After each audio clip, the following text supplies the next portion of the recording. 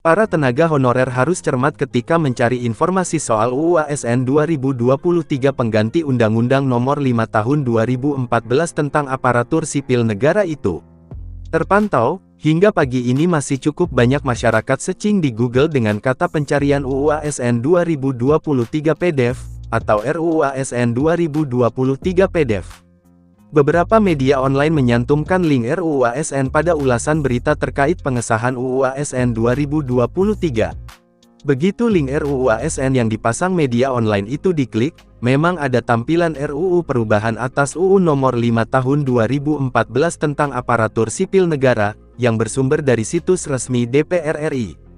Nah, para honorer jangan langsung menganggap RUU ASN tersebut merupakan RUU ASN posisi terakhir sebelum disahkan menjadi UU pada tanggal 3 Oktober tahun 2023. Pasalnya, link yang dipasang sejumlah media online itu ternyata RUU ASN versi lama, yang substansinya berbeda jauh dengan RUU ASN terbaru yang akhirnya disahkan menjadi UU pada tanggal 3 Oktober tahun 2023. Kerja paling lama serta bekerja pada bidang fungsional, administratif, dan pelayanan publik. 4. Pengangkatan PNS sebagaimana dimaksud pada ayat 1, dilakukan dengan mempertimbangkan masa kerja, gaji, ijazah pendidikan terakhir, dan tunjangan yang diperoleh sebelumnya. 5. Tenaga honorer, pegawai tidak tetap, pegawai tetap non-PNS, pegawai pemerintah non-pegawai negeri, dan tenaga kontrak diangkat menjadi PNS oleh pemerintah pusat. 6. Dalam hal tenaga honorer, pegawai tidak tetap, pegawai tetap non-PNS, pegawai pemerintah non-pegawai negeri, dan tenaga kontrak, tidak bersedia diangkat menjadi PNS sebagaimana dimaksud pada ayat 1, maka diangkat menjadi PPPK. Di antara pasal 135 dan pasal 136 disisipkan satu pasal, yakni pasal 135A yang berbunyi. 1.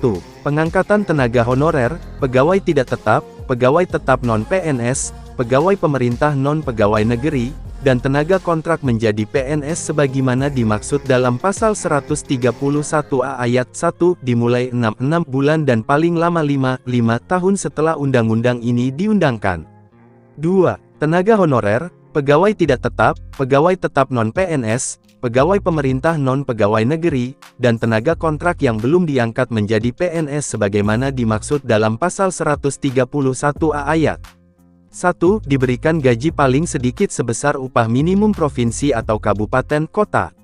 3. Pada saat undang-undang ini mulai berlaku, pemerintah tidak diperbolehkan melakukan pengadaan tenaga honorer, pegawai tidak tetap, pegawai tetap non-PNS, pegawai pemerintah non-pegawai negeri, tenaga kontrak, atau pegawai dengan nama lainnya.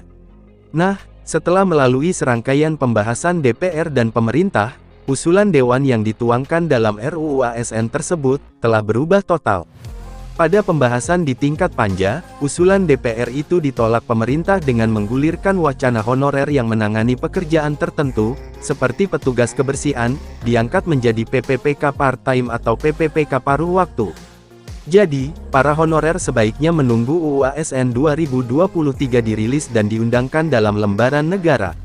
Jika honorer tidak hati-hati dan termakan link RUU ASN PDF versi lama, maka bisa menimbulkan harapan kosong, seolah akan diangkat menjadi PNS.